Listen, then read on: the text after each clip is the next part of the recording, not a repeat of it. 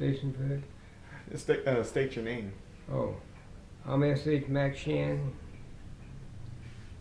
and live at 431 South Main. Don't tell your Huh? Don't tell your address. Oh, You know that's the camera right there, right? yeah. That's the microphone. Well, you want me to look at this? No, look at the camera. Oh, look at the camera. Oh, Oh, the camera's right there. I see. Well, you want to blot all that out and start over?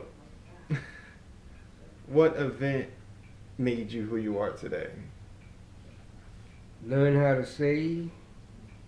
Learn how to manage your money. Learn how to, if you made it, Mm-hmm. how to save so much. Always learn how to save. Mm-hmm. Also, my grandfather was a slave. And when he first got out of slavery, he bought 70 acres, which we still own in the McShann family today. And as I grew up, Mm-hmm. I've been grown ever since I was 12 years old. And I had started doing grown folks things. And during the Depression, during the 30s, we had a rough time, but we always had plenty of food, plenty of everything, but we didn't have no money. Mm. But my mother was real prosperous, and she would can up everything. Good butcher, she was a good butcher on hogs and cattle, and we killed anywhere from 10 to 15 hogs a year. We made our own meat, ham, sausage, and everything. And all kinds of fruits, all kinds of drinks out of Mustang grapes. Mm. Make grape wine, all that kind of stuff. And then we was very helpful to the neighbors. We had a place where we'd make syrup, Mm. What kind of syrup? sugar cane syrup. Oh, sugar cane syrup. My bad. Yeah. And my daddy would make 2.5 55-gallon barrels a year. Mm-hmm. And all the neighbors all around would come and get stuff during the Depression. Syrup, meat, lard, a little meal, and also milk and butter. So you were the hookup during the Great Depression. Yeah, my family was. Yeah, I was young, but my family was. Mm-hmm. And we never turned nobody down. One thing I feel about it, it wasn't only black coming to us, Mm-hmm. white did too. Because at that time we were the only one who was prosperous enough to help anybody else. So that's why it come to us. And for sugar, we would use those syrup when it gets down to the bottom, it would turn to sugar. And Mom would cook cakes with it. Cause after in the 40s, everything got rationed during the army time. Mm. Tires, cars, didn't make no more cars after 1941. They didn't make no more cars till 46. Mm. So was this during the time of World War One? Yeah. No, World War II. World War Two. My daddy was in World War One, Mm. but this was World War II that I'm talking about. Oh, my bad. Yeah. And I would think time was hard, but if you got food and clothes, Mm-hmm. it wasn't so bad. But we never saw my daddy mostly on, he'd leave sunrise, come back dark, going to work. And we had to keep stuff up around there. Feed hogs, milk cows. The worst job we had on the farm was when they got on the milk route. What was that? Milk the cows and put it out Oh. to sell, them great big 5-gallon cans of milk. And that was hard, 'cause I didn't like to milk a cow. I could milk plenty of milk for the house, Mm-hmm. but milk for to ship it off, that's too much milking. So I didn't like that, but we had 2 sisters could milk good. Oath wouldn't do no milking. Mm-hmm. And they done most of the milking, but that was hard, especially in the wintertime. So we did that about 4 or 5 years, and then we got off of it. And I was glad of it. And we raised, I don't know how many truckloads of watermelon, cantaloupes, loose cantaloupe, just lay them until the field truck come up. And watermelon, and then sweet potatoes. It wasn't no end to the sweet potato. Mm-mm. We had potatoes to no end. Sweet potatoes, you know what that is? Yeah. Yeah. We have them every Christmas and Yeah, Thanksgiving. yeah. Well, we raised them by hundreds and hundreds of bushels. Truck come out of San Antonio and pick them up. Me and Aaron haul them to their truck, mules and wagons. We didn't get no tractor till in the 50s, Mm-hmm. and we used mules. I had a set of mules, Elroy had a set, and my other brother, Oath, had a set. Mm. Had our own mules. And we plow mules till dinner time. Papa had a thing. We wasn't getting no pay, but that's the way he trained us. We couldn't come in till he had a piece of iron. Mm-hmm. Rang just like a bell. When 12 o'clock come, he hit that iron. I don't care how far you were, you could hear it. Ping, ping. We come in. As soon as you ate your dinner, you get right back out in that field. And after I got kind of grown, I thought, I care how late I come in at night. Mm-hmm. Mama gonna wake us up at 4 o'clock. If you got in at 3:30, you still gonna get up at 4 o'clock. And catch them mules in the dark. And bring them up there and feed them. And you eat while they eat. As soon as you get through eating your breakfast, sunrise, you get out there and go to work.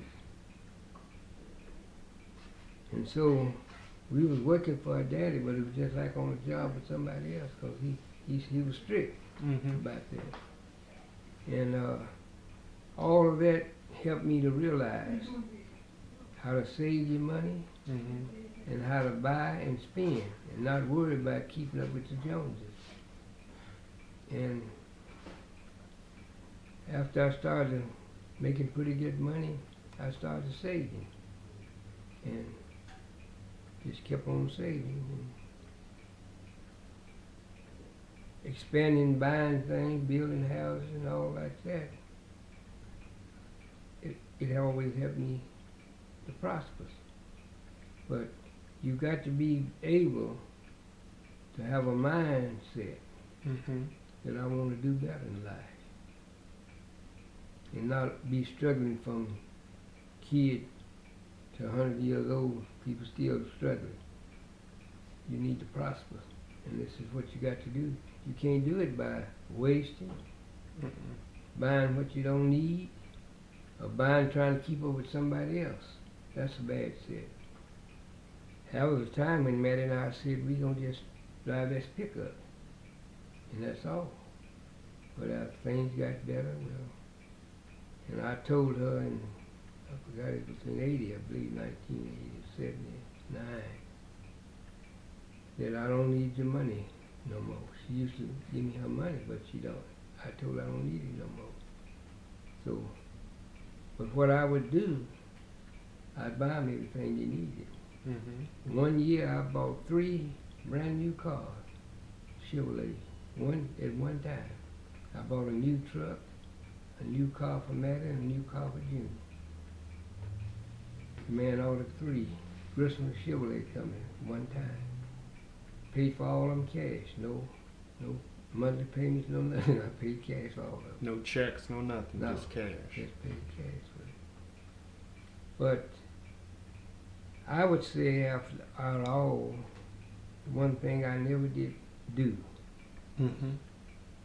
was go back to my parents for nothing. Never did. All the struggle Maddie and I ever had trying to make it, I wouldn't go home. But it was 7 of us, and I'm the only one out of the 7. Never went back for help. I know one time I had a wreck on 290. Just hit that man's car while I was driving to sleep. Mm-hmm. Hit that man's car and just knocked the tail light out. When I realized it, made a quick sweep and got away from it. Just knocked the tail light out. And I told him to come to Grissom. He was down here why Dollar General lives now. Mm-hmm. That's why Chevrolet place was. Well, the man told him, well, they figured they all of them this, that, and other, and painted back a little spot over there. Anyway, it was $150. Mm-hmm. He said, I'll just put that light in. It was $350. But he still wanted $150 from me.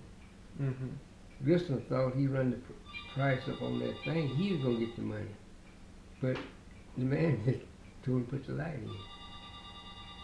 So I didn't have it. Well, I went to the bank and wanted to borrow it $150. He hauled around, and I went back to the house and got the last note I had borrowed money from him before. I finally got it. He sat out there in his car all that time, waiting for that money. Mm. I paid him off, and I give that guy 10 head of cattle for $150 Mm. because I needed the money. And I knew that I was going to pay it back. I wasn't too worried about putting up that much money. I mean a head of cattle, Mm-hmm. but that's the way it went. The banks didn't let the black people have too much money in those days. And that was a bad thing for the black folks, Mm-hmm. because they couldn't get money. If I could have got the money that I needed to get at that time, the right time, I could have owned 3 times more than what I did if I could have just got the money. Land was cheap, and you couldn't get no money, not to a black man. Mm-mm. No, and that made a difference. And the place I got now up there at the barber shop, I had to slip and buy it because they didn't want a black man to get on that corner.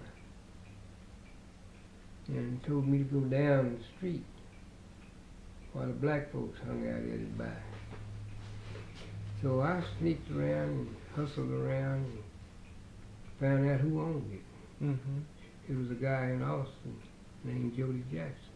I found him out there at Manchac Road. I drove around the road, I found him. And he told me he don't care who it, I'm not prejudiced. I don't care who buy it. If you can, you get that much money. And I told him, I ain't got it, but I can get it. So that's why I still deal in Copeland. Because that's got my, it made it possible for me to buy what I wanted to buy. That old man let me have the money. I paid him back all of it. When I built those 2 houses there, and I borrowed the money from Copeland Bank Mm-hmm. to build them houses. But when you can buy a car. Car is fine, whatever. But the value, the day you drive out with it, brand new, you lose $500. If you turn around and say, I don't want it, you're gonna lose $500 to $1,000. The day you drive out with it. Mm-hmm. And continuously, it ain't worth nothing. But if you buy a piece of land, a piece of property, Mm-hmm. it's gonna last you always. We farmed the devil out of that land down home, and it's still making good. And I still make good watermelon. And we've had it right at 100 years almost, and it's still there. My grandpa bought it back when he was a young man. Land is some stays, but everything else perishes. A new home, it'll be new for a while. If you don't keep it up, it'll go on down too. Mm-hmm.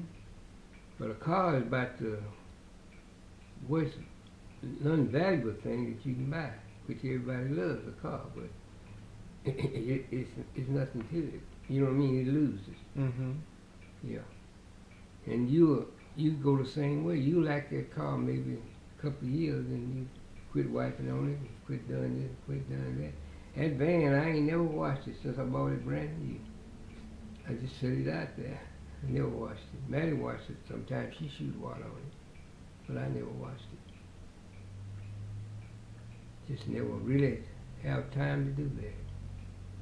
But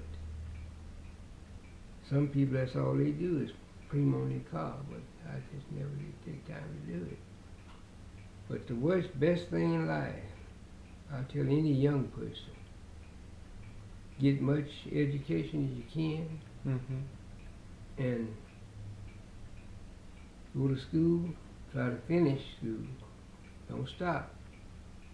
10th, 11th grade. Try to finish school and get some education. All people could do when I finished high school was teach school. That's the only job a black person could get, was teaching school.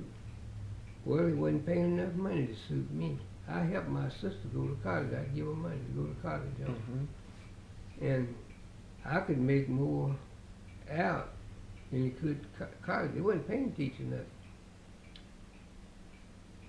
The price when I was in elementary school, they was paying them about $80 a month. And I drove a school bus for $50 a month for a long time. Mm-hmm. And when I quit, they wouldn't give me but $100. And I would work outside and make that much money. So that's why. But I had a sister who was a very prosperous woman. She always wanted me to go to college. So she said, why don't you go to Bible school? Well, I always did have a hand for cutting hair. I cut the people in the rural, come over there and cut their hair. But I didn't care about it. So Mama got the place, they come over here on Sundays, and I want to go to church. She stopped that. So I just quit cutting the hair. So I decided I'd go to Bible college. And I went to Austin, and the man told me to come on and be glad to have me. And when I got there, he said, oh, Lord, I didn't know. Oh, Lord, I didn't know. That's all he said. Was it that you were bad, or was you? No, they didn't accept black. Oh. Yeah, in those days they didn't accept, they only had white people for that Bible college. Mm. So this man, somehow or another, I don't know, he set up a half of that building. He boxed it out halfway. Black on this side and white on that side. And had a wall between us. Mm-hmm. And it didn't go plumb to the top. But as tall as you could have saw good. But you could look over it and see. And I looked over and I watched what the white folks, how they was cutting their hair. Mm-hmm. And that's how I learned how to cut the hair. By looking over at them, seeing what they were doing. And first time I take my test, I failed it. But my daughter told me, Teresa, said, Daddy, you're not studying. The little gal telling me I wasn't studying. About like that baby, y'all. And I went back, I passed my test, and there was a guy bobbing down here in Elgin. And we had to work a year and 6 months under another barber before you could get your master's. I had to do all of that. I worked a year and 6 months. But I was getting good. So I started making money. I have to tell the truth. I made good money, and plenty of it in those days, cutting hair. I cut 100 heads a day. A day? Yeah. I start 7 in the morning, cut to 11 at night. That's what Dance do up there. He ain't worried. But 7 in the morning, I'd be there at my shop. And I cut to 11 at night. And then I go places and cut hair. I went to rest homes and places like that, and I cut hair. Hospitals, I cut hair. And I worked at the hospital for 10 years. So everywhere I went, people would give me a job regardless. They'd give me a job. I used to clean up that rest home, nursing home on 290. Junior and I'd go there, he'd help me mop. I had that job. We cleaned that whole rest home up after we got off from something else. And I worked at the bank right up here on Main Street for 10 years. And the man told me he couldn't give me a key. That just wasn't the rule. And I told him that's the only way I could take the job. Because I'll guarantee you the next morning this bank will be clean. But I got to be able to get in it when I have to. So they thought about it and they gave me a key. I worked there about 2 or 3 weeks. And I come in there one night and this drawer was pulled about that far. And just bales of money was laying there. You know, cash money. So I just turned right around, laid my broom down, and went to the phone, called him. Probably to come down. He come right on down. And I showed him like that. Cause see, I had worked there in the daytime too. All that money is put in that vault. They don't leave nothing there. And that's why I knew it was a trap for me. See what I steal. That's what it was. And I said, well, that'd be dog. They done trying to trap me. That's why I called the president. He come on down there and he said, I'd be dog. I'm gonna get on her about that. That ain't supposed to happen. Now I don't understand that. That's how he like he so complained about it. I knew what it was for me. Put that money back up and carried it down and locked it up. I've never seen nothing out no more. That was for me. But there's one thing I won't do, and I still won't do it. I don't take nothing that don't belong to me. And especially don't steal no money. I worked in the state, I might get me a drink of soda water. We had them fountains, just mash the button, you know. Drink of soda water, something like that, but I will not touch no money. Plenty of money be there, but I never touch no money. I don't care why I worked there, what I saw. And like stamps, they had them by the big rolls. I never bothered them stamps. I don't bother nothing like that. And I had to fire a Negro on account of that stealing money from that loose money he saw. And then when they did get him fired, they let him work, finish that week out, trying to help him out. And he come to the desk, to my office there. I like what you did to me. I said, that door is open. Keep walking. I always kept. Are you on the phone on the thing? Yeah. Let's watch your mouth. I told him, I said, that door is open. Keep walking. But I always kept my pistol at the desk there. I said, just keep walking. Because I told him, God knows I ain't bothering him. But I had a master key. I could go in any door I wanted to. Well, I'd go in the back, they didn't know it, and check that money, then come back out and come around like I was just getting there. And that's why I knew he was the one getting that money. So he said, I like what you did to me. I told him, I said, the door is open. Keep walking. He did. But for about a month, I put my gun on, I'd go outdoors. I'd be looking up and looking down. But one night I went out and I smelled some fresh smoke, cigarette smoke. And I'm looking down the driveway down that way, looking back up. Didn't see nobody. Still smelled that smoke. And this lady, she was homeless. She was up there on the second floor, outside but on the ramp. And she said, how you tonight? I looked up where that voice is coming from. Kind of scared me. But you had a lot of homeless people back in the day. Used to lay around out there on the ground. And I'd go by, take my foot, and kick the little bump, just like that. They'd jump up, I said, you need to get away from me, it's 5 o'clock. They'd leave. And one morning I was going to kick the bump, and mine told me not to kick it. And I pulled the cover back, and there was a woman up under there. And I said, lady, you better get out of here. She said, I know it. I'm going to take care of myself. I take care of myself. I said, I'm glad I didn't kick her, because she might have tried to start something.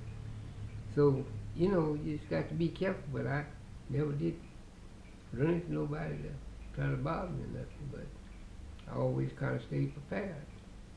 But stealing is bad. That's why you see now that I'm still hold on to the church money. Because we had people, deacons and everything, would take money. Not the Dinkins. Take church money, sure would. And I just had to put a stop to it because it make you mad in church, see people try to steal money. And that's a bad thing. They can't be trusted. You know, in the black race of people, they always said they couldn't trust us. And that's one thing that messed up a lot of them. You really couldn't trust them. But you need to have a mindset, I'm gonna earn it. I'm gonna work and earn it. I take all the jobs and I ain't never been turned down for a job. I got more than I had. I used to cut yards.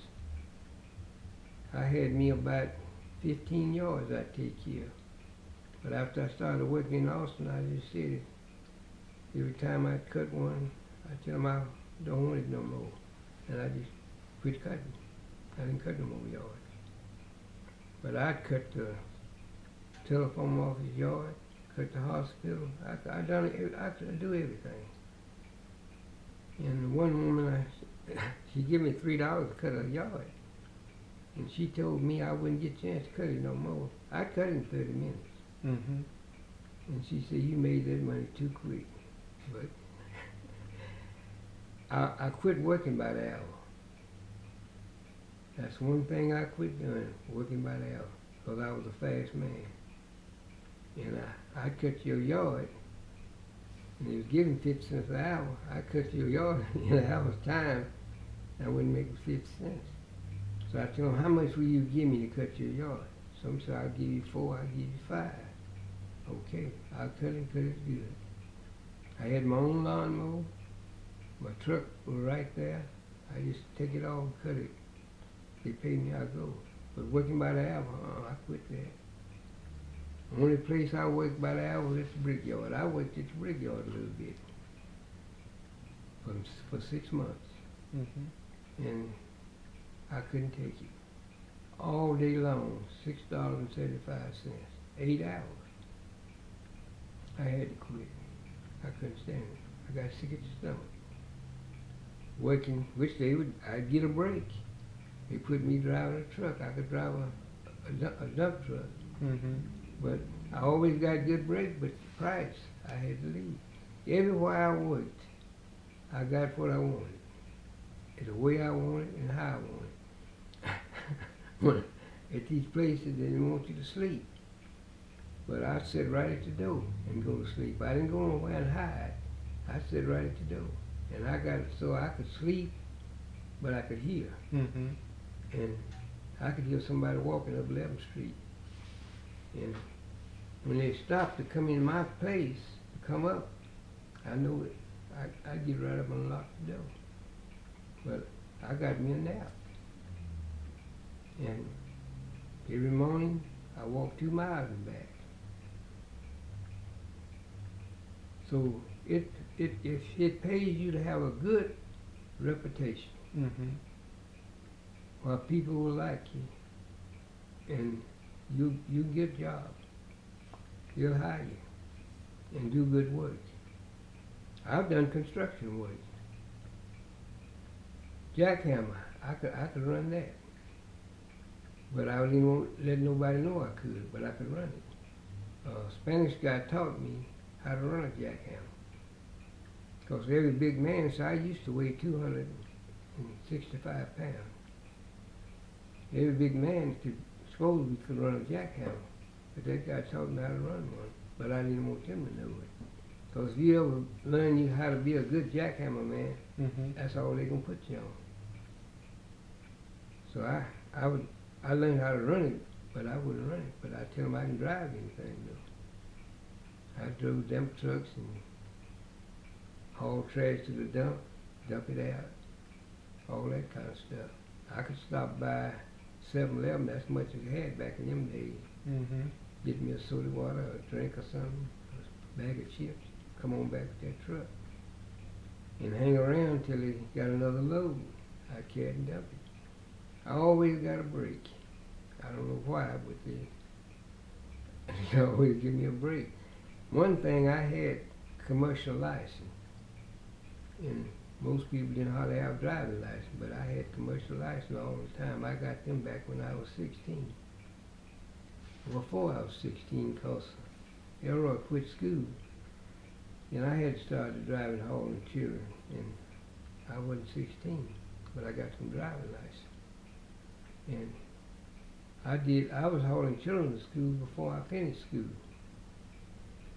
because they didn't have no way to get to school. The school board paid me to bring them in school in my car. I finally put a cap on my back of my truck Mm-hmm. and brought them to school. But I've always been trusted. The principal trusts me. I didn't always do right, but he still trusts me. I don't understand that. And I would keep the office. When he had to leave and go somewhere, Mm-hmm. I kept the office. But he didn't trust nobody to do it but me. And all the other boys wondered about it, but they complained about it, but he wouldn't trust nobody but me. But all the time I didn't do right, but still he trusts me. Something about it, I always had a man quality. A lot of folks don't do that, but I always did. I guess because I matured so fast. I had man quality. I knew how to do things, and I would do it. Say you don't drink and don't smoke. And cut your conversation off. Refuse. I don't drink and I don't smoke. And drinking and smoking is bad.